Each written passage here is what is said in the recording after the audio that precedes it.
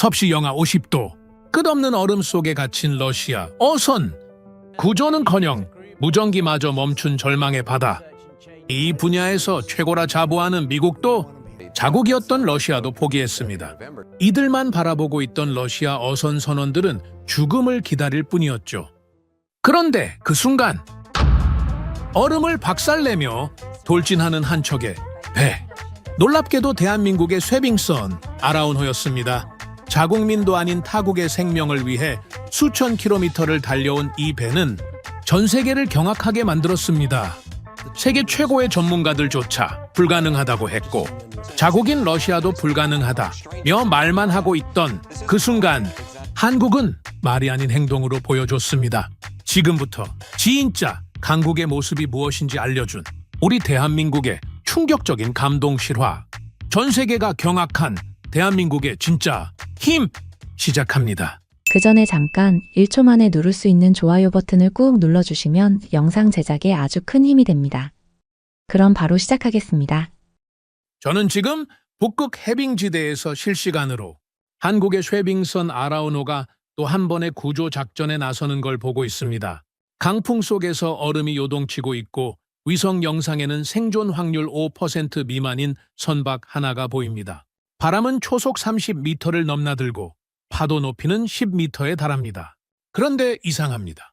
모두가 불가능하다고 말하는 이 상황에서 한국은 단 한 번도 물러서지 않습니다. 아라운호는 이미 현장으로 돌진 중이죠. 저는 로버트 피셔입니다. 미국 해안경비대에서 32년간 극지구조작전과 국제협력 활동을 해왔습니다.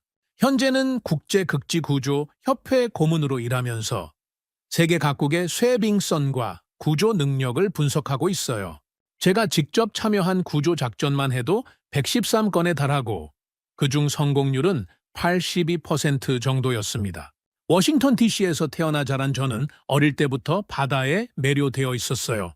17살에 해안경비대에 입대한 후 구조 전문가의 길을 걸었습니다. 알래스카 베링해에서의 첫 구조 작전부터 시작해서 그린란드, 캐나다, 북극군도, 남극까지 지구 양극을 오가며 생명을 구하는 일에 매진했어요.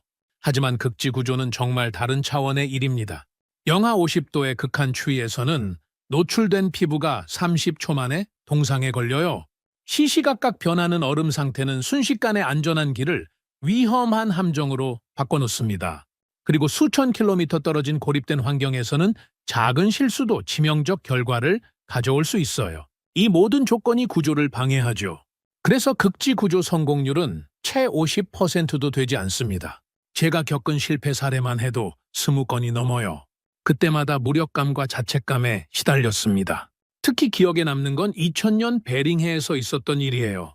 러시아 화물선이 조난당했는데 기상 악화로 접근조차 못한 채 선원 5명을 잃었습니다. 그날 밤 저는 정말 많이 울었어요. 더 빨리 갔다면, 더 과감하게 결정했다면 하는 후회가 밀려왔거든요. 그 이후로 저는 극지구조에 대한 연구에 더욱 매진했습니다.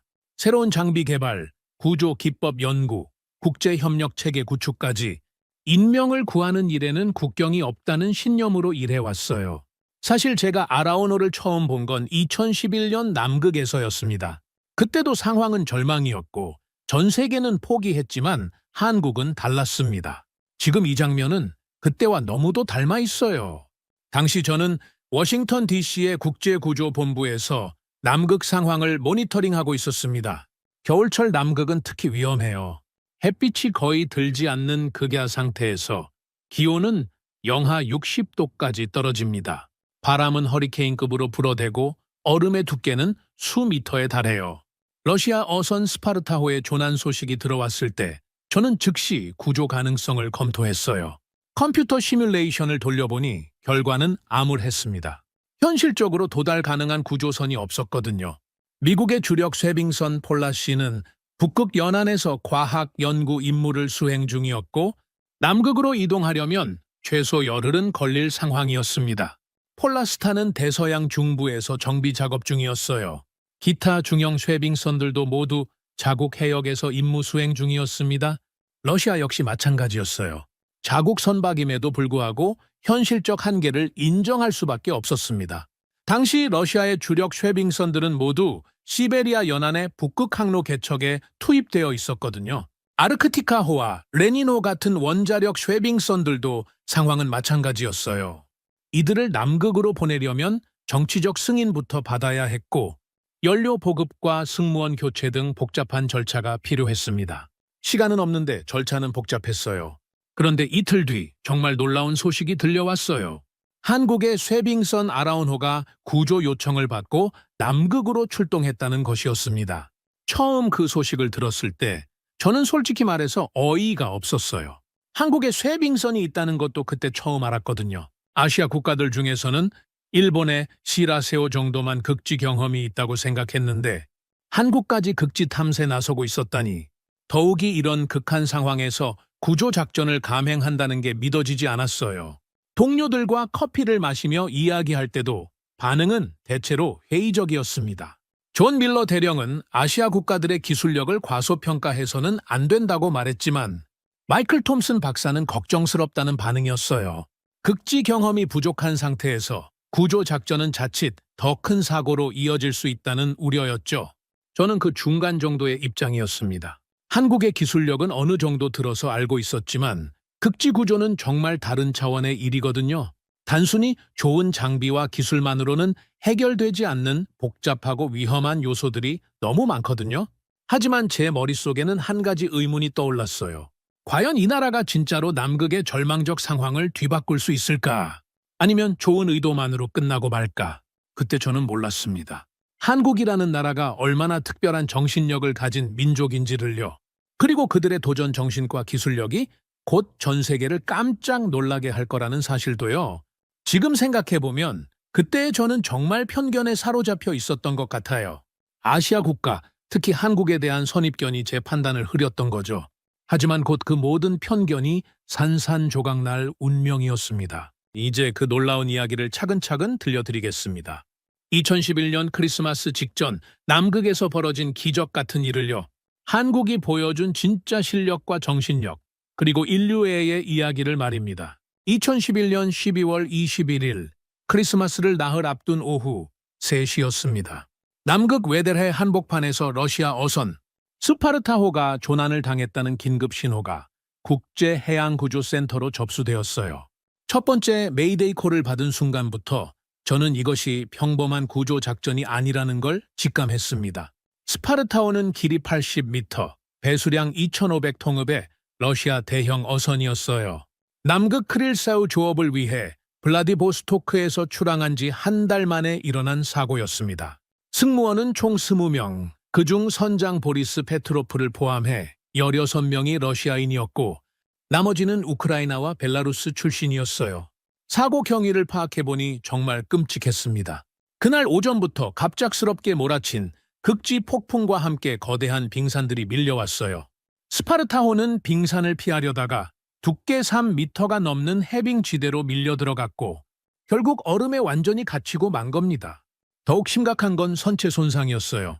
거대한 얼음 덩어리가 선체 좌현을 강타하면서 선창에 균열이 생겼습니다. 엔진룸으로 바닷물이 새우며들기 시작했고 선내 전력 공급도 불안정해졌어요. 난방시설이 고장나면서 선내 온도는 급격히 떨어지고 있었습니다. 제가 받은 첫 번째 상황 보고서를 읽어보니 정말 절망적이었습니다. 현장 기온은 영하 48도였고 체감 온도는 영하 60도까지 떨어졌어요. 풍속은 초속 25m를 넘나들고 있었고 가시거리는 100m도 되지 않았습니다. 더욱 심각한 건 빈갑이었어요. 웨들해는 남극에서도 특히 빈갑이 심한 지역으로 유명합니다. 바람과 해류에 밀린 거대한 얼음 덩어리들이 계속 밀려와서 스파르타호를 점점 더 조여오고 있었거든요. 생존자들의 상태도 시시각각 악화되고 있었습니다. 선내 난방시설이 완전히 멈추면서 승무원들은 극심한 추위에 노출되었어요. 몇몇 선원은 이미 초기 동상 증상을 보이고 있었고 천저하로 인한 의식 저하도 나타나고 있었습니다. 식수와 식료품 상황도 좋지 않았어요. 전력 공급 불안정으로 냉동시설이 작동하지 않으면서 보관 중이던 식료품들이 얼어붙었습니다. 식수 탱크도 얼기 시작해서 마실 물을 구하는 것조차 어려워졌어요. 가장 큰 문제는 위치였습니다. 스파르타호가 조난당한 곳은 남위 72도, 서경 45도 지점이었어요. 웨들해에서도 가장 접근하기 어려운 지역 중 하나였습니다. 이곳은 1년 내내 두꺼운 해빙으로 덮여 있는 곳이에요. 웨들해의 해빙은 북극과는 차원이 다릅니다. 북극의 얼음이 대부분 1년 빙인데 비해 웨들해의 얼음은 수년에 걸쳐 형성된 단연빙이에요. 두께가 5m를 넘는 경우도 흔하고 밀도도 훨씬 높습니다. 일반 선박으로는 절대 접근할 수 없는 지역이죠. 미국 해안경비대에서는 즉시 긴급 대책 회의를 소집했습니다. 저를 포함한 극지구조 전문가 팀이 모여서 이틀 밤을 세워가며 구조 방안을 분석했어요. 컴퓨터 시뮬레이션을 반복 실행하고 기상 데이터를 종합 분석했습니다. 하지만 결론은 참담했어요. 현실적으로 일주일 안에 도달 가능한 구조선이 없다는 것이었습니다. 미국의 주력 쇄빙선들은 모두 북극에서 임무를 수행 중이었고 남극으로 이동하려면 최소 열흘은 걸릴 상황이었어요. 폴라시오는 알래스카 추크치해에서 과학 연구 임무를 수행 중이었습니다. 연구 장비를 수거하고 승무원을 교체한 다음 남극으로 향한다면 최소 12일은 걸릴 것으로 예상되었어요. 그 시간이면 생존자들에게는 너무 늦을 가능성이 높았습니다. 폴라스타오는 상황이 더 나빴어요.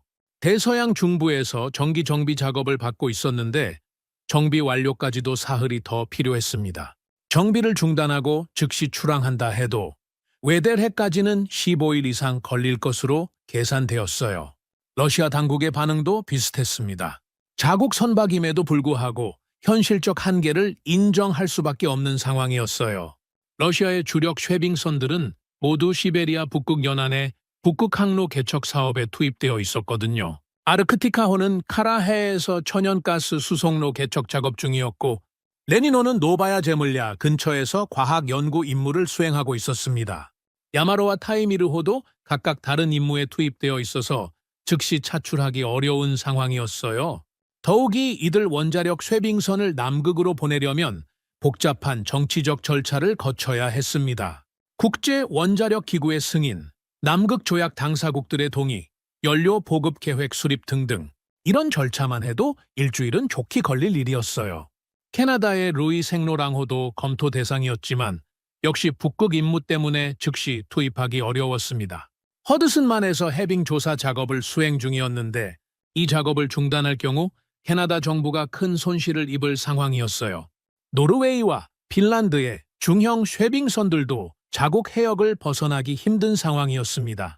겨울철 자국 항로 유지가 우선이었고 남극까지 가기에는 항속거리도 부족했어요. 국제구조본부에서는 연일 긴급 화상회의가 이어졌습니다. 미국, 러시아, 캐나다, 노르웨이, 영국, 프랑스 등 주요국 전문가들이 모여서 가능성을 타진했지만 결론은 항상 같았어요. 현실적으로 일주일 안에 구조선을 투입하기는 어렵다는 것이었습니다. 저 역시 그 회의에 매일 참석했는데 정말 무력감을 느꼈습니다. 32년간 구조 작업을 해오면서 이렇게 속수무책인 상황은 처음이었거든요. 최고의 기술도, 풍부한 경험도, 최신 장비도 모두 있지만 물리적 한계와 시간 앞에서는 무용지물이었어요. 특히 가슴 아팠던 건 시간의 벽이었습니다. 극지에서는 시간이 곧 생명이거든요. 영하 40도 이하의 극한 추위에서는 저하가 급속도로 진행됩니다. 탈수와 영양실조, 그리고 극한 스트레스가 시간이 갈수록 생존 가능성을 떨어뜨려요. 의학적으로 볼 때 이런 환경에서는 3일에서 일주일이 생존의 한계로 여겨집니다. 그마저도 적절한 보온과 영양 공급이 이루어진다는 전제해서죠. 스파르타오처럼 난방이 고장난 상태에서는 더욱 빠르게 상황이 악화될 수밖에 없었어요. 스파르타오 선원들의 가족들이 보내온 절규 섞인 호소문들을 읽으면서 저는 정말 마음이 아팠습니다. 크리스마스를 나흘 앞두고 가족을 잃을 수도 있다는 절망감이 편지 곳곳에서 느껴졌어요. 한 부인은 편지에서 이렇게 썼습니다. 남편이 돌아와야 7살 딸이 크리스마스 선물을 받을 수 있다고요. 아빠가 약속한 인형을 사주겠다고 했는데 아빠가 없으면 산타 할아버지도 오지 않을 거라고 딸이 말한다는 내용이었어요. 또 다른 가족은 아들의 결혼식이 신정 연휴에 예정되어 있다며 아버지가 꼭 돌아와야 한다고 호소했습니다. 20살 아들이 군 복무를 마치고 결혼하는데 아버지 없는 결혼식은 상상할 수 없다는 내용이었어요. 언론에서도 연일 이 소식을 다뤘지만 대부분의 보도는 비관적이었어요. 극지 전문가들은 하나같이 고개를 저었고 구조 가능성에 대해서는 언급조차 피했습니다. 현실적으로 불가능에 가깝다는 게 전문가들의 중론이었죠. CNN의 한 리포터는 이렇게 말했어요. 이번 사고는 극지 탐사의 위험성을 다시 한번 보여주는 사례라고요. BBC에서도 비슷한 논조의 보도를 이어갔습니다. 극지 환경의 혹독함 앞에서 인간의 한계를 절감하게 된다는 내용이었어요. 하지만 우리가 할 수 있는 일은 기다리는 것뿐이었습니다. 혹시라도 기적이 일어나기를, 누군가가 나타나 주기를 간절히 바라면서요. 설마 정말로 20명의 생명을 이대로 포기할 수는 없지 않겠느냐는 희망을 품으면서 말이에요. 그때만 해도 저는 몰랐습니다. 정말로 기적이 일어날 거라는 것을, 그리고 그 기적의 주인공이 우리가 전혀 예상하지 못한 나라일 거라는 사실을요. 세상에서 가장 예상치 못한 곳에서 가장 뜨거운 희망이 타오르고 있었다는 걸 말입니다. 2011년 12월 22일 오후 2시, 정말 믿기 힘든 소식이 국제구조본부로 전해졌습니다. 한국의 쇠빙선 아라운호가 스파르타호 구조 요청을 접수하고 남극으로 긴급 출동했다는 것이었어요. 제가 그 전보를 처음 받았을 때의 기분을 어떻게 설명해야 할까요? 솔직히 말하면 허탈했습니다. 한국에 쇠빙선이 있다는 것도 그때 처음 알았거든요. 제가 극지 구조 전문가로 일하면서도 아라운호의 존재를 모르고 있었다는 사실 자체가 충격이었어요. 아시아 국가들 중에서는 일본의 시라세오 정도만 극지 경험이 있다고 생각했는데 한국까지 이런 첨단 쇠빙선을 보유하고 있었다니, 더욱이 지금 같은 극한 상황에서 구조 작전을 감행한다는 게 정말 믿어지지 않았어요. 미국, 러시아 같은 극지 강국들도 손을 든 상황인데 과연 한국이 해낼 수 있을까 하는 의문이 먼저 들었습니다. 국제구조본부에서도 반응은 완전히 갈렸어요. 미국 측 대표인 존 밀러 대령은 반가워했습니다. 어떤 나라든 구조에 나서는 것 자체가 고마운 일이라고 말했어요. 하지만 독일의 한스 밀러 박사는 노골적으로 우려를 표했습니다. 밀러 박사는 회의에서 이렇게 말했어요. 극지 구조는 결코 선의만으로 할 수 있는 일이 아니라고요. 수십 년의 경험과 노하우 없이는 구조자가 오히려 피구조자가 될 수 있다며 한국의 결정을 만류해야 한다라고 주장했습니다. 프랑스의 피에르 듀퐁 대령도 비슷한 입장이었어요. 지금은 남극에서도 가장 위험한 시기라고, 베테랑 구조팀조차 꺼리는 상황에서 경험이 부족한 팀이 나서는 건 무모하다는 의견이었습니다. 저 역시 복잡한 심정이었어요. 한편으로는 한국의 용기 있는 결정을 응원하고 싶었지만 다른 한편으로는 현실적 우려가 컸거든요. 만약 아라운호마저 조난당한다면 구조해야 할 인원이 20명에서 더 늘어날 테니까요. 즉시 아라운호에 대한 자료를 수집하기 시작했습니다. 찾아보니 아라운호는 2000년대 후반 한국이 극지 연구를 위해 건조한 종합 연구선이었어요. 길이 110m, 배수량 7,800톤급으로 사양은 상당히 인상적이었습니다. 특히 놀라웠던 건 이 배의 다목적 성격이었어요. 단순한 쇠빙선이 아니라 과학 연구, 보급 수송, 그리고 구조 활동까지 고려해서 설계된 배였습니다. 최신 과학 장비, 고급 통신 시설, 완비된 의료 설비, 심지어 헬리콥터 경납고까지 갖춘 최첨단 선박이었어요. 쇠빙 능력도 만만치 않았습니다. 1m 두께의 얼음은 연속 쇠빙이 가능하고 3m 두께까지는 램밍 방식으로 돌파할 수 있다고 되어 있었어요. 이 정도면 외대해 해빙도 충분히 돌파할 수 있는 수준이었습니다. 하지만 사양과 실제 운영 능력은 완전히 별개의 문제죠. 남극의 극한 환경에서 구조 작업을 성공적으로 수행하려면 단순히 좋은 배만으론 절대 안 되거든요. 선장과 승무원들의 실전 경험, 구조 장비의 완성도, 그리고 무엇보다 위기 상황에서의 판단력과 결단력이 가장 중요해요. 동료들과 커피를 마시며 나눈 대화에서도 우려가 계속 나왔어요. 마이클 톰슨 박사는 이렇게 말했습니다. 한국의 의도는 정말 훌륭하지만 결과를 장담할 수는 없다고요. 극지 구조에서는 작은 실수도 대형 사고로 이어질 수 있으니까요. 제가 특히 우려했던 부분은 경험이었어요. 아라운호가 아무리 좋은 배라고 해도 승무원들이 실제 극한 구조 상황을 겪어본 적이 있을까 하는 의문이 들었거든요. 시뮬레이션과 실전은 하늘과 땅 차이니까요. 하지만 며칠 뒤 들어온 보고서들은 제 예상을 완전히 뒤엎었습니다. 아라운호는 생각보다 훨씬 빠른 속도로 남극해에 접근하고 있었어요. 항로 선택도 매우 효율적이었고 기상 상황에 대한 대응도 정말 전문가 수준이었습니다.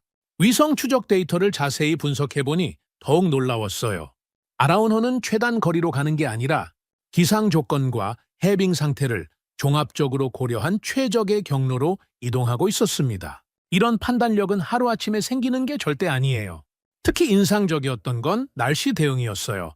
남극해는 기상 변화가 정말 극심한 곳인데 아라운호는 태풍급 강풍 지역을 교묘하게 피해서 이동하고 있었습니다. 위성 기상 데이터를 실시간으로 분석해서 최적의 항로를 계속 수정하고 있는 것 같았어요. 또 한 가지 놀라웠던 건 속도였습니다. 보통 쉐빙선은 안전을 위해 상당히 천천히 이동하는데 아라운호는 안전성을 확보하면서도 최대한 빠르게 움직이고 있었어요. 이건 정말 고도의 항해 기술이 필요한 일입니다. 더욱 놀라운 건 준비성이었어요. 나중에 알게 된 사실이지만 아라운회는 극지 구조에 특화된 장비들이 완벽하게 준비되어 있었습니다. 극지용 구명보트, 특수보온 장비, 저천증 치료용 의료 키트, 심지어 러시아어 통역관까지 탑승하고 있었어요. 이건 즉흥적인 결정이 아니라 철저한 계획에 이루어진 일이었습니다. 한국은 이미 이런 상황에 대비해서 치밀하게 준비를 해두고 있었던 거예요. 아라운호를 건조할 때부터 국제 구조 활동을 염두에 두고 설계했다는 걸 알 수 있었습니다. 그제서야 저는 깨달았어요. 한국이 이 배를 만들 때부터 단순한 과학 연구선이 아니라 인도주의적 임무까지 고려한 다목적선으로 기획했다는 것을요. 이 배는 한국의 과학 기술력뿐만 아니라 국제사회에 대한 책임감까지 담고 있는 배였던 겁니다. 하지만 여전히 의구심은 남아 있었어요.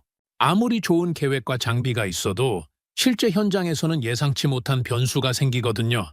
특히 웨델해 같은 극한 지역에서는 더욱 그래요. 스파르타호가 있는 웨델해는 정말 위험한 곳이에요. 남극에서도 가장 접근하기 어려운 지역 중 하나로 두꺼운 단연빙과 강한 해류, 그리고 예측 불가능한 기상 조건이 모든 구조 작업을 방해합니다. 심지어 경험 많은 베테랑 구조팀들도 이곳에서는 조심스러워하는 곳이에요. 동료들과의 대화에서도 우려가 계속 표출되었습니다. 존 밀러 대령은 한국의 용기를 높이 평가했지만 성공 가능성에 대해서는 확신하지 못했어요. 마이클 톰슨 박사는 여전히 걱정스럽다는 반응이었고요. 저 역시 그런 마음이었습니다. 한국 사람들의 선량한 마음과 용기는 정말 존경스럽지만 극지 구조는 마음만으로 되는 일이 아니거든요. 수십 년에 걸쳐 축적된 경험과 노하우, 그리고 실전에서 단련된 순간적 판단력이 반드시 필요한 일이에요. 그런데 시간이 지날수록 아라운호의 움직임은 정말 전문가다운 모습을 보여주었습니다. 위성 데이터로 추적해보니 정말 최적의 경로와 속도로 남극을 향해 가고 있었어요. 이건 결코 초보자가 할 수 있는 항해가 아니었습니다. 내 마음속에도 작지만 묘한 감정이 피어나기 시작했죠. 혹시 한국이 우리가 생각하는 것보다 훨씬 더 준비가 되어 있는 건 아닐까? 혹시 이들이 정말로 기적을 만들어낼 수 있는 건 아닐까 하는 기대감 말이에요. 하지만 그런 기대를 품기에는 아직 너무 이른 시점이었어요. 진짜 시험은 지금부터 시작될 테니까요. 아라운호가 실제로 웨델해의 두꺼운 얼음을 뚫고 스파르타호에 도달해서 20명의 생명을 구해낼 수 있는지가 진짜 관건이었습니다. 그리고 그 역사적인 순간이 이제 며칠 남지 않았어요. 전 세계가 지켜보는 가운데 한국이 과연 어떤 모습을 보여줄지 정말 궁금했습니다. 아라운호의 남극 출동 소식이 국제 언론에 알려지자 전 세계 극지 전문가들 사이에서는 완전한 논란이 벌어졌습니다. 찬성과 반대로 나뉜 의견은 점점 더 격렬해졌고 결국 국제구조본부는 심각한 분열 상태에 빠졌어요. 독일의 한스 밀러 박사는 가장 강경한 반대 입장을 보였습니다. 그는 긴급 화상회의에서 이렇게 말했어요. 극지 구조는 결코 장난이 아니라고, 수십 년의 경험 없이는 절대 성공할 수 없는 일이라고요. 경험 부족한 국가가 무모하게 나서면 오히려 더 큰 재앙을 불러올 수 있다며 한국 정부에 즉시 철수를 권고해야 한다고 주장했습니다. 프랑스의 피에르 듀퐁 대령도 마찬가지였어요. 그는 웨델해의 위험성을 강조하며 지금은 남극에서도 가장 위험한 계절이라고 말했습니다. 베테랑 구조팀들조차 이런 조건에서는 작전을 꺼린다며 한국의 시도가 무모한 도전에 불과하다고 평가했어요. 영국 남극연구소의 제임스 윌슨 박사는 더욱 신랄했습니다. 한국이 국제적 명성을 얻기 위한 쇼에 불과하다고 비판했어요. 실제 구조 능력은 검증되지 않은 상태에서 단순한 정치적 제스처를 위해 귀중한 생명을 위험에 빠뜨리고 있다는 것이었습니다. 하지만 반대편에서도 강력한 지지 목소리가 나왔어요. 미국의 존 밀러 대령은 한국의 용기를 높이 평가했습니다. 어떤 나라든 인명 구조에 나서는 것 자체가 숭고한 일이라며 한국의 결정을 전폭 지지한다고 밝혔어요.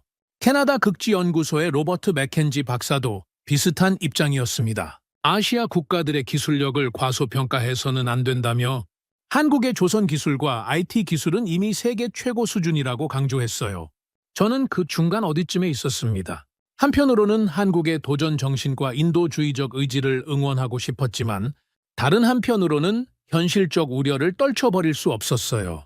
사실 제가 가장 걱정했던 건 한국 승무원들의 안전이었습니다. 스파르타오를 구하려다가 아라온 호마저 위험에 빠진다면 그야말로 최악의 시나리오가 될 테니까요. 구조해야 할 인원이 20명에서 60명으로 늘어나는 상황 말이에요. 현장에서도 비판적인 목소리가 높았어요. 남극 맥머도 기지에 근무하는 미국 연구원들은 하나같이 고개를 저었습니다. 지금은 남극 한겨울이라 기상 조건이 극도로 악화된 상태라며 베테랑들도 꺼리는 시기에 신입이 나서는 건 자살 행위라고 했어요. 아르헨티나 에스페란사 기지의 책임자도 비슷한 반응이었습니다. 웨델해는 남극에서도 가장 위험한 해역 중 하나라며 지금까지 그곳에서 성공적인 구조 작전을 수행한 사례가 거의 없다고 경고했어요. 언론에서도 반응은 냉담했습니다. CNN에서는 한국의 시도를 긍정적으로 보도했지만 BBC는 무모한 도전이라고 평가했어요. 러시아 매체들은 아예 언급조차 하지 않았습니다. 자국민이 조난당한 상황에서 다른 나라의 도움을 받는다는 게 자존심 상하는 일이었을 거예요. 독일 언론은 더욱 신랄했어요. 슈피겔지는 한국의 시도를 무책임한 모험주의라고 비판했고 프랑크푸르터 알게마인에는 검증되지 않은 능력으로 생명을 담보로 한 도박이라고 표현했습니다. 이런 비판들을 읽으면서 저는 정말 복잡한 마음이었어요. 한국의 선의와 용기는 충분히 인정하지만 과연 실제로 해낼 수 있을까 하는 의구심을 떨쳐버릴 수가 없었거든요. 저는 보고서를 읽으며 여전히 냉소적이었습니다. 한국은 극지 구조가 처음이잖아요. 이게 얼마나 위험하고 복잡한 일인지 제대로 모를 거라고 생각했어요. 극지 구조의 어려움을 좀 더 구체적으로 설명하자면 이래요. 첫째, 날씨가 시시각각 변합니다. 남극의 기상은 정말 예측 불가능해서 막다가도 순식간에 블리자드가 몰아칠 수 있어요. 풍속이 초속 50m를 넘는 경우도 흔하고 그러면 헬리콥터 운용은 완전히 불가능해집니다. 둘째, 얼음 상태가 계속 변화해요.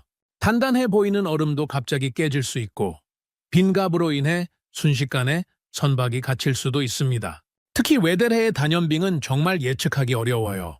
셋째, 통신이 제한적입니다. 남극에서는 위성 통신도 불안정하고 전파 간섭도 심해요. 정확한 위치 파악도 어렵고 실시간 상황 전파도 힘듭니다. 넷째, 의료 지원이 거의 불가능해요.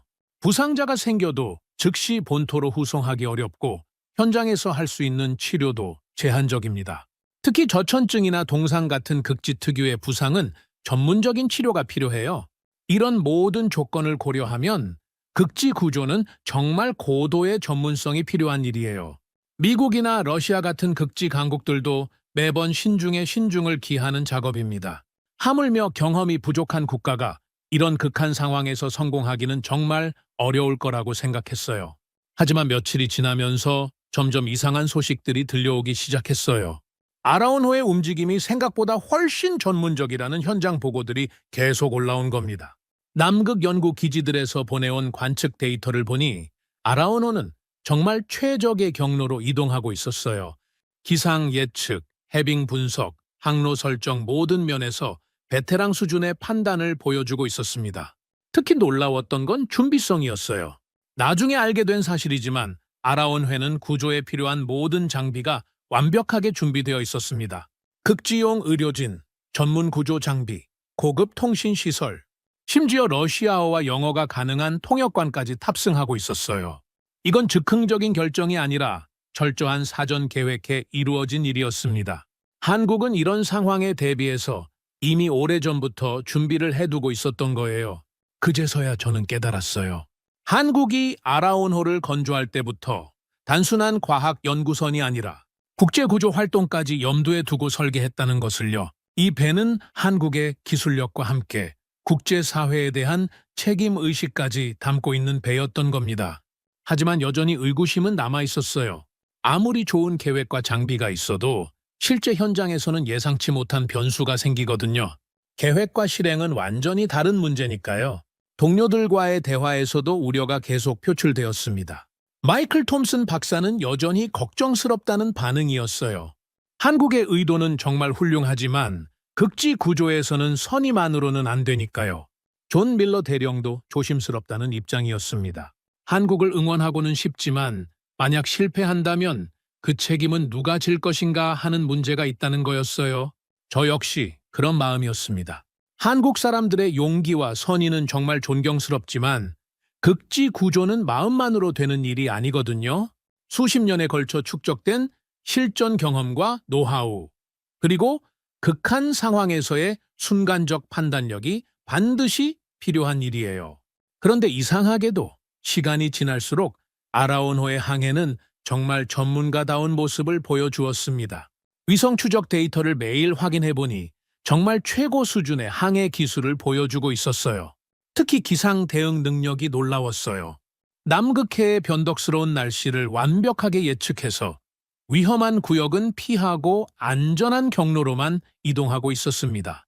이런 판단력은 정말 오랜 경험이 쌓여야 가능한 거예요. 내 마음속에도 서서히 변화가 생기기 시작했죠. 혹시 한국이 우리가 생각하는 것보다 훨씬 더 준비가 되어 있는 건 아닐까? 혹시 이들이 정말로 불가능을 가능으로 만들 수 있는 건 아닐까 하는 기대감이 조금씩 생겨났어요. 하지만 그런 기대를 품기에는 아직 이른 시점이었습니다. 진짜 시험은 지금부터 시작될 테니까요. 아라온호가 실제로 웨델해의 지옥 같은 얼음지대를 뚫고 스파르타호에 도달할 수 있는지, 그리고 20명의 러시아 선원들을 무사히 구조해낼 수 있는지가 진짜 관건이었어요. 그리고 그 역사적인 순간이 이제 바로 코앞에 다가와 있었습니다. 전 세계가 숨죽이며 지켜보는 가운데 한국이 과연 어떤 기적을 보여줄지 정말 궁금했어요. 2011년 12월 24일 오전 9시 크리스마스 이브 아침이었습니다. 드디어 아라온호가 스파르타호의 조난 지점으로부터 50km 지점에 도달했다는 소식이 들려왔어요. 저는 워싱턴의 국제구조본부에서 실시간으로 상황을 모니터링하고 있었는데 정말 손에 땀을 쥐며 지켜보고 있었습니다. 위성 영상을 통해 본 현장 상황은 정말 절망적이었어요. 스파르타호는 두께사 미터가 넘는 거대한 얼음 덩어리들에 완전히 포위되어 있었습니다. 마치 얼음 감옥에 갇힌 것 같았어요. 선체 일부는 빈갑으로 인해 기울어진 상태였고 주변은 온통 하얀 얼음 덩어리들로 둘러싸여 있었습니다. 더욱 심각한 건 얼음의 움직임이었어요. 웨들해의 해류와 바람 때문에 거대한 얼음판들이 계속 움직이고 있었습니다. 스파르타호를 조이는 얼음들도 시시각각 위치가 변하고 있어서 접근 경로를 예측하기가 정말 어려웠어요. 그런데 정말 놀라운 일이 벌어졌습니다. 아라온호는 조금의 망설임도 없이 그 위험한 얼음지대로 돌진해 들어간 거예요. 두께사 미터의 단단한 얼음을 박살내며 스파르타호를 향해 일직선으로 접근하기 시작했습니다. 저는 모니터를 보며 깜짝 놀랐어요. 이건 정말 위험천만한 일이거든요. 얼음이 너무 두꺼우면 쉐빙선도 갇힐 수 있고 자칫하면 선체가 손상될 수도 있어요. 하지만 아라온호는 마치 수십 년간 이런 일을 해온 베테랑처럼 정확하고 과감한 판단을 보여주고 있었습니다. 특히 놀라웠던 건 쉐빙 기술이었어요. 아라온호는 단순히 얼음을 깨는 게 아니라 얼음의 결정 구조를 파악해서 가장 효율적인 지점을 공략하고 있었습니다. 램밍과 연속 쉐빙을 적절히 조합해서 최소한의 에너지로 최대한의 효과를 내고 있었어요. 더욱 인상적이었던 건 구조팀의 준비성이었습니다. 아라온호가 스파르타호에 접근하는 동안 선내에서는 이미 구조 준비가 완료되어 있었어요. 극지용 구조 장비, 의료진, 통신시설, 모든 것이 완벽하게 준비된 상태였습니다. 특히 의료진의 구성이 놀라웠어요. 아라온회는 단순한 선의가 아니라 극지의학 전문가가 탑승하고 있었습니다. 동상과 저천증 치료에 특화된 의료진이었어요. 이런 전문성은 정말 오랜 준비와 계획이 있어야 가능한 일입니다. 오전 11시, 드디어 아라운호가 스파르타호로부터 100m 지점에 도달했습니다. 이제 본격적인 구조 작업이 시작될 시점이었어요. 저는 위성 영상을 통해 그 역사적인 순간을 실시간으로 지켜보고 있었습니다. 구조 작업이 시작되자 더욱 놀라운 장면들이 펼쳐졌어요. 한국 구조팀은 완벽한 팀워크를 보여주며 체계적으로 작업을 진행했습니다. 가장 위급한 환자부터 우선적으로 구조하고 각자의 상태에 맞는 응급처치를 즉시 실시했어요. 특히 감동적이었던 건 소통 방식이었습니다.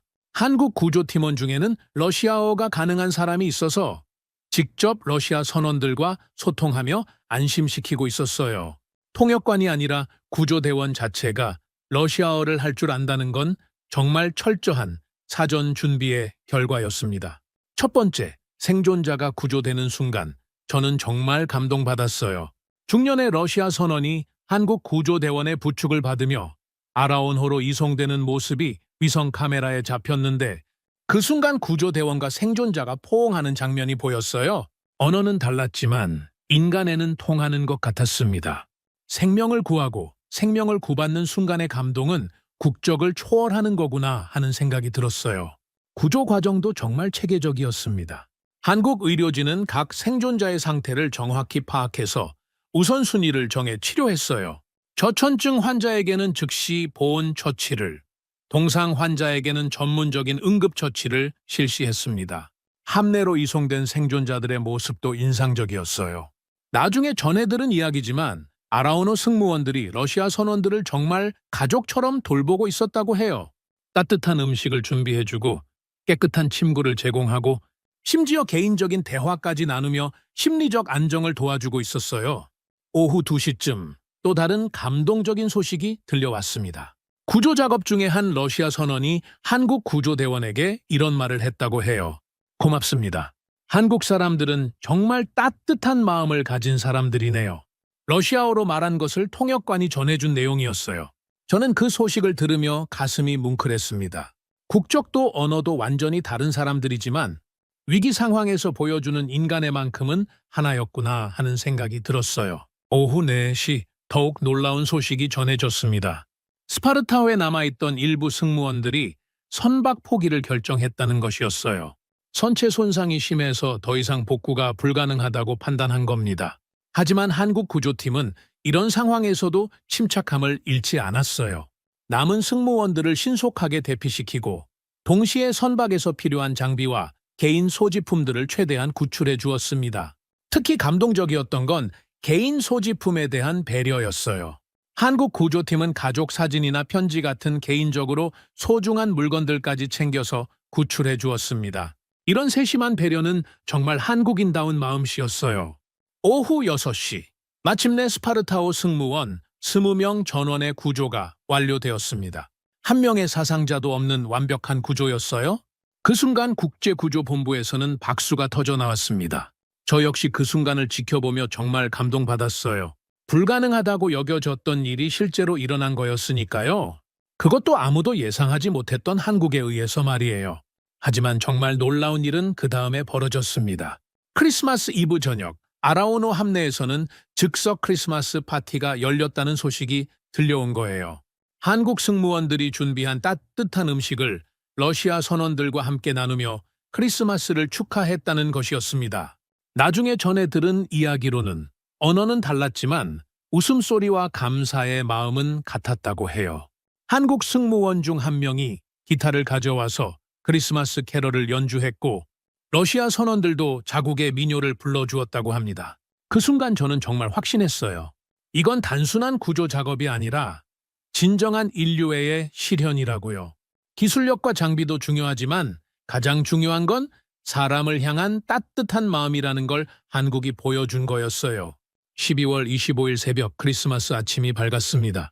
아라온호에서는 구조된 러시아 선원들이 모두 안정을 찾았다는 소식이 전해졌어요. 의료진의 치료를 받은 결과 모든 생존자가 생명에는 지장이 없는 상태였습니다. 이 소식이 전 세계에 알려지자 국제사회는 완전히 뒤바뀌었어요. 처음에 회의적이었던 전문가들도 한국의 능력을 인정하기 시작했습니다. 독일의 한스 밀러 박사조차 한국의 전문성에 감탄했다는 소식이 들려왔어요. 저는 이 모든 과정을 지켜보며 완전히 마음이 바뀌었습니다. 한국에 대한 제 선입견이 얼마나 잘못되었는지 깨달았어요. 이 나라는 정말 특별한 정신력과 기술력을 가진 민족이구나 하는 생각이 들었습니다. 하지만 진짜 시험은 이제부터였어요. 구조는 성공했지만 이제 안전하게 돌아가는 일이 남아 있었거든요. 그리고 그 과정에서 한국은 또 한 번 세계를 놀라게 할 준비를 하고 있었습니다. 하지만 구조가 성공적으로 끝난 줄 알았던 바로 그 순간, 정말 예상치 못한 위기가 닥쳤습니다. 12월 25일 오전 10시, 크리스마스 당일 오전이었어요. 갑작스럽게 기상 상황이 급변하면서 웨델해 전체에 강력한 저기압이 형성되기 시작한 겁니다. 저는 기상 데이터를 확인하다가 정말 놀랐어요. 풍속이 초속 40m를 넘어서고 있었고 기압도 급격히 떨어지고 있었습니다. 더욱 심각한 건 이런 기상 변화로 인해 해빙들이 급속도로 이동하기 시작했다는 점이었어요. 웨들해의 빈갑은 정말 무서운 자연 현상입니다. 바람과 해류에 밀린 수백만 톤짜리 거대한 얼음판들이 엄청난 속도로 이동하면서 그 길목에 있는 모든 것을 짓눌러 버려요. 심지어 가장 강력한 쇠빙선도 이런 빈갑 앞에서는 속수무책이 될 수 있습니다. 오전 11시경 더욱 심각한 상황이 전개되었어요. 아라우노 주변의 얼음들이 빠른 속도로 밀려오면서 퇴로가 점점 막히기 시작한 겁니다. 스파르타호를 구조하기 위해 깊숙이 들어간 아라우노가 이제 자신도 얼음에 갇힐 위험에 처한 거였어요. 위성 영상으로 확인해보니 정말 아찔한 상황이었습니다. 아라우노가 들어온 길목으로 거대한 얼음판들이 밀려와서 출구를 완전히 막고 있었어요. 이대로 가면 아라우노도 스파르타호처럼 얼음에 갇힐 가능성이 높았습니다. 국제구조본부는 즉시 긴급대책회의를 소집했어요. 이 상황에서 가능한 선택지들을 검토하기 시작했습니다. 하지만 현실적으로 할 수 있는 일은 많지 않았어요. 첫 번째 옵션은 기다리는 것이었습니다. 빈갑이 자연스럽게 약해지고 출구가 다시 열릴 때까지 기다리는 거예요. 하지만 이런 상황에서는 며칠 또는 몇 주가 걸릴 수도 있었습니다. 그 시간 동안 식료품과 연료가 부족해질 위험이 있었어요. 두 번째 옵션은 다른 쇠빙선의 긴급 지원을 요청하는 것이었습니다. 하지만 가장 가까운 쇠빙선도 최소 48시간은 걸릴 상황이었어요. 그 사이에 빈갑이 더 심해져서 상황이 악화될 수도 있었고요. 세 번째 옵션은 헬리콥터를 이용한 인원 대피였습니다. 하지만 현재 기상 조건에서는 헬리콥터 운용이 거의 불가능했어요. 풍속이 너무 강하고 시야도 제한적이어서 정말 위험했습니다. 네 번째 옵션은 강행 돌파였어요. 아라운호가 직접 얼음을 깨고 나가는 것이었습니다. 하지만 이건 정말 위험천만한 선택이었어요. 자칫하면 선체가 심각하게 손상되거나 아예 빠져나오지 못할 수도 있었거든요. 저는 모니터를 보며 정말 조바심이 났어요. 한국이 이렇게 훌륭한 구조 작업을 성공시켰는데 마지막 순간에 이런 위기를 맞다니 정말 안타깝고 걱정스러웠습니다. 오후 1시경 상황은 더욱 악화되었어요. 빈갑이 점점 강해지면서 아라오노 주변의 얼음들이 더욱 단단하게 뭉쳐지고 있었습니다. 시간이 지날수록 탈출이 어려워지는 상황이었어요.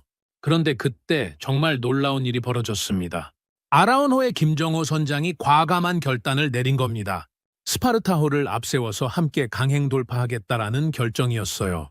처음 그 소식을 들었을 때 저는 정말 깜짝 놀랐어요. 이건 정말 위험천만한 결정이었거든요. 두 척의 배가 동시에 위험에 처할 수도 있는 선택이었습니다. 하지만 김 선장의 판단은 달랐어요. 스파르타호는 이미 엔진이 고장 난 상태라 혼자서는 절대 빠져나올 수 없었습니다. 그렇다면 아라오노가 길을 뚫어주면서 스파르타호를 끌고 나가는 게 최선의 방법이라고 판단한 거였어요. 오후 2시, 마침내 역사적인 돌파 작전이 시작되었습니다. 아라오노가 앞장서서 강력한 쇠빙 능력을 발휘하기 시작했어요. 두께 5m가 넘는 단단한 얼음을 박살내며 출구를 향해 길을 뚫기 시작한 겁니다. 저는 실시간 위성 영상을 보며 숨을 죽이고 지켜봤어요. 정말 아슬아슬한 순간들의 연속이었습니다. 한 번이라도 잘못 판단하면 두 배 모두가 완전히 갇힐 수 있는 상황이었거든요. 특히 위험했던 순간이 여러 번 있었어요. 아라운호가 특별히 두꺼운 얼음벽에 막힌 적이 있었습니다. 일반적인 연속 쇠빙으로는 뚫기 어려운 상황이었어요. 그때 김 선장이 내린 결정은 정말 놀라웠습니다. 아라운호를 200m 정도 후진시켜서 충분한 거리를 확보한 다음 최대 출력으로 얼음벽에 돌진한 거예요. 정말 목숨을 건 도박이었습니다. 하지만 그 도박은 성공했어요. 아라운호의 강력한 충격으로 두께 5m의 얼음벽이 산산조각 났고 드디어 출구가 보이기 시작했습니다. 정말 기적 같은 순간이었어요. 그 과정에서 아라운호 승무원들의 팀워크도 정말 놀라웠습니다. 극한의 위기 상황에서도 전혀 동요하지 않고 각자의 역할을 완벽하게 수행했어요. 엔진룸에서는 최대 출력을 유지했고 조타실에서는 정밀한 조향을 담당했습니다. 갑판에서는 스파르타호와의 연결 상태를 지속적으로 점검했어요. 한 번이라도 연결이 끊어지면 스파르타호가 다시 얼음에 갇힐 수 있었거든요. 정말 한순간도 긴장을 늦출 수 없는 상황이었습니다. 오후 4시경 또 다른 위기가 닥쳤어요. 갑작스럽게 스파르타호의 선체에서 삐걱거리는 소리가 들려온 겁니다. 빈갑으로 인한 추가 손상이 우려되는 상황이었어요. 하지만 한국 구조팀은 이런 상황에서도 침착함을 잃지 않았습니다. 즉시 스파르타호로 인원을 보내서 응급 보강 작업을 실시했어요. 선체 균열 부위를 임시로 보강하고 누수를 막는 작업을 진행했습니다. 이런 상황에서도 러시아 선원들의 안전을 최우선으로 고려하는 모습이 정말 감동적이었어요. 자신들도 위험한 상황인데 끝까지 구조한 사람들의 안전을 챙기는 거였으니까요. 오후 6시, 드디어 결정적인 순간이 왔습니다. 아라운호가 마지막 얼음벽을 돌파하면서 두 배 모두가 안전한 해역으로 빠져나온 겁니다. 정말 극적인 탈출이었어요. 그 순간 국제구조본부에서는 환호성이 터져 나왔습니다. 저 역시 정말 감동받았어요. 이런 극한 상황에서 보여준 한국의 결단력과 실행력은 정말 경이로웠습니다. 이 장면을 보며 저는 확신했어요. 이건 단순한 구조 작업이 아니라 진정한 책임감의 발로라고요. 자신들의 안전을 희생하면서도 끝까지 맡은 바 책임을 다하는 모습이었습니다. 김 선장이 내린 결정도 정말 존경스러웠어요. 안전한 선택보다는 옳은 선택을 한 거였으니까요. 스파르타호 선원들을 끝까지 책임지겠다는 의지가 느껴졌습니다. 독일의 한스 밀러 박사도 이번엔 완전히 다른 반응을 보였어요. 한국의 판단력과 실행력이 정말 세계 최고 수준이라고 인정했습니다. 처음에 그렇게 회의적이었던 분이 완전히 마음을 바꾼 거였어요. 프랑스의 피에르 듀퐁 대령도 마찬가지였습니다. 이런 위기 상황에서의 결단력과 기술력은 정말 배워야 할 점이라고 말했어요.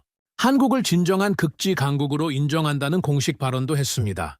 저 역시 한국에 대한 생각이 완전히 바뀌었어요. 이 나라는 정말 특별한 정신력을 가진 민족이구나. 위기 상황에서 진짜 실력이 나오는 나라구나 하는 확신이 들었습니다. 하지만 이건 아직 끝이 아니었어요. 아라운호의 진짜 위대함은 이후에 더욱 분명하게 드러나게 될 테니까요. 이 구조 작전은 단순한 성공이 아니라 새로운 전설의 시작이었습니다. 12월 26일 오전 아라운호와 스파르타호가 함께 칠레 푼타레나스 항구에 안전하게 도착했습니다. 이 소식이 전 세계 언론에 알려지는 순간 국제사회는 완전히 뒤바뀌었어요. 불가능하다고 여겨졌던 일이 실제로 일어났고 그것도 아무도 예상하지 못했던 한국에 의해서 말이에요. 가장 먼저 반응을 보인 건 러시아였습니다. 블라디미르 푸틴 대통령이 직접 한국의 문재인 대통령에게 감사 전화를 걸었어요. 러시아 국민의 생명을 구해준 것에 대한 진심, 어린 감사의 마음을 전한다며 한국을 영원한 친구라고 표현했습니다. 푸틴 대통령은 전화 통화에서 이렇게 말했다고 해요. 한국의 용기와 기술력, 그리고 무엇보다 인간애의 깊은 감동을 받았다고요. 이번 일을 통해 한러 관계가 새로운 차원으로 발전할 것이라고 기대한다고 했습니다. 러시아 언론들의 반응도 정말 뜨거웠어요. 평소 외국에 대해 냉담한 반응을 보이던 러시아 매체들이 연일 한국을 찬양하기 시작했습니다. 이즈베스티아는 한국을 진정한 친구이자 신뢰할 수 있는 파트너라고 표현했어요. 프라우다는 더욱 감동적인 기사를 실었습니다. 한국의 인도주의 정신이 러시아 국민들에게 큰 감동을 주었다며 이런 나라야말로 진정한 선진국이라고 평가했어요. RT도 특집 프로그램을 통해 아라운호의 구조 작전을 상세히 다뤘습니다. 스파르타호 선원들의 증언은 더욱 감동적이었어요. 그들은 한국 승무원들의 친절함과 전문성에 대해 입을 모아 칭찬했습니다. 특히 보리스 페트로프 선장의 증언이 인상적이었어요. 페트로프 선장은 기자회견에서 이렇게 말했습니다. 한국 사람들은 우리를 단순한 외국인이 아니라 가족처럼 대해줬다고요. 언어는 달랐지만 마음은 통했고 평생 잊지 못할 은혜를 입었다고 했어요. 또 다른 선원인 알렉산드르 이바노프는 더욱 구체적인 증언을 했어요. 한국 의료진이 자신의 동상을 치료해 줄 때 정말 세심하고 따뜻하게 돌봐줬다고 했습니다. 심지어 치료하는 동안 러시아 민요를 불러주어서 향수병까지 달래줬다고 해요. 미하일 코즐로프 기관장은 한국의 기술력에 대해 증언했습니다. 아라온호의 쇄빙 능력과 항해 기술이 정말 세계 최고 수준이라고 말했어요. 특히 위기 상황에서 보여준 판단력과 결단력은 베테랑도 쉽게 할 수 없는 일이라고 평가했습니다. 국제구조본부에서도 평가가 완전히 바뀌었습니다. 처음에 회의적이었던 전문가들이 모두 한국의 능력을 인정하기 시작했어요. 독일의 한스 밀러 박사는 공식 성명에서 이렇게 말했습니다. 한국은 극지 구조의 새로운 기준을 제시했습니다. 뛰어난 기술력과 함께 인간애까지 겸비한 진정한 해양 강국의 모습을 보여줬어요. 프랑스의 피에르 듀퐁 대령도 마찬가지였어요. 한국의 기술력과 정신력은 세계 최고 수준이라고 평가했습니다. 앞으로 프랑스도 한국을 본받아야 한다고 말했어요. 미국의 존 밀러 대령은 더욱 구체적인 찬사를 보냈습니다. 한국의 구조 기법과 장비 운용 능력이 미국 해안 경비대보다도 뛰어난 면이 있다고 인정했어요. 특히 위기 상황에서의 창의적 해결책은 정말 배울 점이 많다고 했습니다. 저 역시 완전히 생각이 바뀌었습니다. 한국에 대한 제 선입견이 얼마나 잘못되었는지 깨달았어요. 이 나라는 정말 특별한 정신력과 기술력을 가진 민족이구나 하는 확신이 들었습니다. 무엇보다 놀라웠던 건 한국의 태도였어요. 이렇게 큰 성공을 거뒀는데도 전혀 자랑하거나 과시하지 않았습니다. 오히려 당연한 일을 했을 뿐이라며 겸손한 모습을 보였어요. 아라오노의 김정호 선장 인터뷰가 특히 인상적이었습니다. 그는 기자들에게 이렇게 말했어요.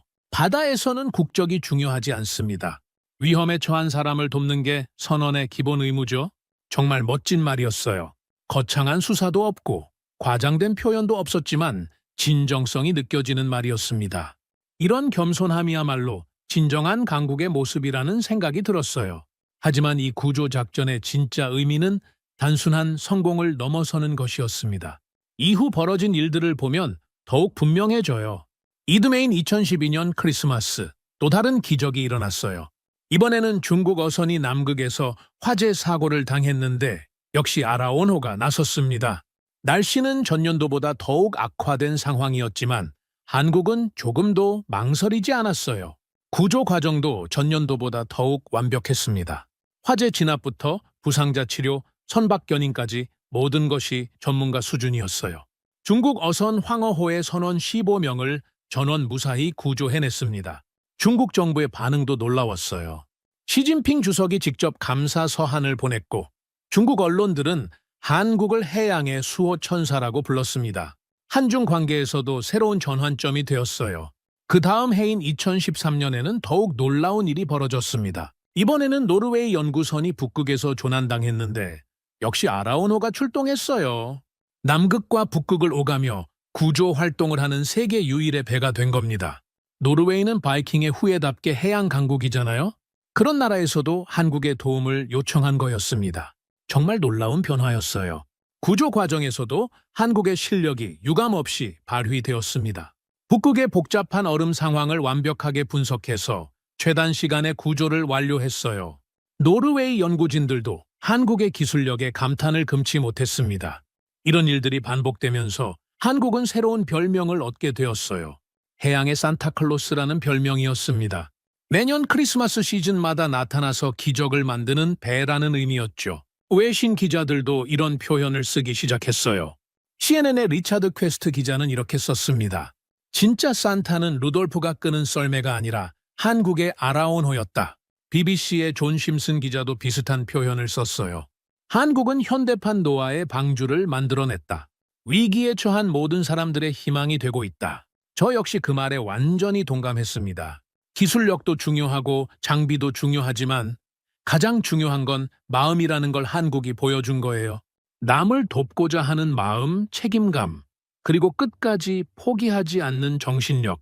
이런 가치들이 한국을 특별하게 만드는 거구나 하는 생각이 들었습니다. 그리고 이것이야말로 진정한 강국의 모습이라는 확신이 들었어요. 기술과 무력만으로는 진정한 존경을 받을 수 없어요. 하지만 인류를 위해 기꺼이 희생할 줄 아는 나라, 어려운 사람을 도울 줄 아는 나라는 모든 사람의 존경을 받을 수 있습니다. 한국이 바로 그런 나라였어요. 지금도 아라오노는 지구 양극을 오가며 인류를 위한 다양한 임무를 수행하고 있습니다. 구조 활동뿐만 아니라 과학 연구, 환경 조사, 그리고 국제 협력 활동까지 정말 놀라운 활약을 보여주고 있어요. 무엇보다 감동적인 건 이 모든 활동이 진정으로 인류의 미래를 위한 것이라는 점입니다. 2019년에는 일본 오염수 방류 문제와 관련해서 태평양 전역의 해양 오염 조사에도 투입되었어요. 방사능 수치를 정밀하게 측정하고 해류 변화를 분석해서 전 세계 과학자들과 데이터를 공유하고 있습니다. 이런 연구 결과들은 태평양 연안 모든 국가들의 안전을 위한 소중한 자료가 되고 있어요. 북극에서는 기후변화 연구에 집중하고 있습니다. 빙하 융해 속도, 해수면 상승, 북극곰을 비롯한 생태계 변화 등을 종합적으로 조사하고 있어요. 이런 연구 결과들은 지구 온난화 대응책 마련을 위한 핵심 데이터로 활용되고 있습니다. 특히 놀라운 건 한국의 개방적 태도예요. 아라오노가 수집한 모든 과학 데이터는 국적을 불문하고 전 세계 연구진들과 무료로 공유되고 있습니다.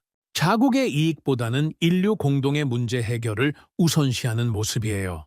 국제구조훈련에서도 한국은 이제 교본처럼 인용되고 있어요. 미국, 러시아, 캐나다, 노르웨이 등 전통적인 극지 강국들이 모두 한국의 구조 기법을 연구하고 있습니다. 특히 위기 상황에서의 창의적 문제 해결 능력과 신속한 의사결정 과정은 세계 최고 수준으로 평가받고 있어요. 미국 해안경비대에서도 한국과의 협력을 대폭 강화했습니다. 매년 공동훈련을 실시하고 있고 구조 장비와 기술 개발에서도 긴밀하게 협력하고 있어요. 저도 이런 프로그램에 정기적으로 참여하면서 한국의 선진 기법들을 많이 배우고 있습니다. 특히 인상적인 건 한국의 종합적 접근법이에요. 단순히 기술력만 높은 게 아니라 인문학적 소양까지 겸비하고 있다는 점입니다. 구조 대상자의 심리 상태를 파악하고 문화적 차이를 고려한 맞춤형 대응을 하는 능력이 정말 뛰어나요. 러시아와의 관계도 특별해졌어요. 스파르타오 구조 이후 러시아는 한국을 가장 신뢰하는 해양 파트너로 여기고 있습니다. 북극 항로 개발 프로젝트에서도 한국의 참여를 적극 환영하고 있어요. 지난해에는 러시아가 한국의 북극 과학기지 공동 운영을 제안하기도 했어요. 러시아가 외국에게 이런 제안을 하는 건 정말 이례적인 일입니다. 그만큼 한국의 능력과 신뢰성을 높이 평가하고 있다는 뜻이에요. 중국도 마찬가지입니다. 황허호 구조 이후 중국은 한국과의 해양 협력을 대폭 확대했어요. 양국 간 해양 구조 협정을 체결했고 남중국해에서도 공동 구조 작전을 수행하고 있습니다. 시진핑 주석은 작년 한중 정상회담에서 이렇게 말했다고 해요. 한국은 중국이 가장 신뢰하는 해양 파트너라고요. 바다에서만큼은 한국과 중국이 형제 같은 관계라고 표현했습니다. 유럽 국가들의 반응은 더욱 놀라웠어요. 노르웨이, 덴마크, 아이슬란드, 핀란드 같은 북극권 국가들이 앞다투어 한국과의 협력을 요청하고 있습니다. 한국의 극지 기술과 경험을 배우고 싶어 하는 거예요. 노르웨이 정부는 한국의 스발바르 제도 공동 연구 기지 설립을 제안했어요. 덴마크도 그린란드에서의 공동 연구를 제안했습니다. 이런 제안들은 한국의 극지 기술력이 세계 최고 수준임을 인정하는 것이에요. 한때 아시아의 작은 나라로 여겨졌던 한국이 이제 명실상부한 해양구조 강국으로 인정받고 있습니다. 전 세계가 인정하는 기술력과 정신력을 보유한 나라가 된 거예요. 정말 놀라운 변화입니다. 제가 가장 감동받는 건 한국의 철학입니다. 아라온호의 모든 활동을 보면 단순한 기술 과시나 국력 과시가 아니라는 걸 알 수 있어요. 진정으로 인류를 위하고 지구 환경을 위하는 마음에서 나온 행동들입니다. 예를 들어 구조 활동에서도 한국은 절대 대가를 요구하지 않아요. 오히려 구조된 사람들의 완전한 회복을 위해 최선을 다합니다. 심지어 구조 후 사후 관리까지 책임지고 있어요. 이런 태도가 전 세계의 존경을 받는 이유입니다. 환경 연구에서도 마찬가지예요. 한국이 수집한 모든 데이터는 인류 공동의 자산으로 여겨서 무료로 공개됩니다. 특허나 지적재산권 같은 것도 주장하지 않아요. 기후변화라는 인류 공동의 문제 해결을 위해서라면 자국의 이익도 마다하지 않는 거예요. 이런 모습을 보면서 저는 깊이 깨달았습니다. 진정한 강국이란 무력이나 경제력만으로 되는 게 아니라는 것을요. 다른 사람을 도울 수 있는 능력과 의지, 그리고 그것을 실천할 수 있는 용기가 있는 나라가 진짜 강국입니다. 한국은 바로 그런 나라였어요. 영토는 작지만 마음은 큰 나라, 겸손하지만 당당한 나라, 그리고 무엇보다 따뜻한 인간애를 가진 나라였습니다. 아라운호의 활동을 통해 한국은 세계에 완전히 새로운 가치를 제시했어요. 경쟁이 아닌 협력의 가치, 독식이 아닌 공유의 가치, 이기심이 아닌 이타심의 가치, 이런 가치들이 얼마나 소중하고 아름다운지를 온몸으로 보여준 겁니다. 저는 로버트 피셔, 32년간 극지구조 업무에 종사해온 전문가로서 확신을 가지고 말합니다. 진정한 영웅은 화려한 무기나 거대한 함대를 가진 사람이 아니라 위기 속에서 용기와 사랑을 보여주는 사람이라고요. 그리고 그 중심에는 언제나 대한민국이 있었습니다. 앞으로도 아라우노는 계속해서 지구 양극을 누빌 것입니다. 인류를 위해, 지구 환경을 위해, 그리고 우리 후손들의 미래를 위해서 말이에요. 그 숭고한 여정을 지켜보는 것만으로도 저는 정말 행복합니다. 한국이라는 나라가 있어서 이 세상이 조금 더 따뜻하고 희망적인 곳이 되었으니까요. 그리고 그 따뜻함은 앞으로도 계속해서 전 세계로 퍼져나갈 것입니다. 3번의 크리스마스, 3번의 기적. 아라운호는 이제 단순한 쉐빙선이 아닙니다. 인류를 위한 책임과 헌신의 상징이 되었어요. 작은 나라 한국이 보여준 큰 마음, 그리고 그 마음이 만들어낸 수많은 기적들. 이 모든 이야기는 우리에게 정말 중요한 교훈을 줍니다. 진정한 영웅은 묵묵히 사람을 살리는 이들이라는 것을, 그리고 한국은 지금도 그 숭고한 길을 묵묵히 걸어가고 있다는 것을 말입니다.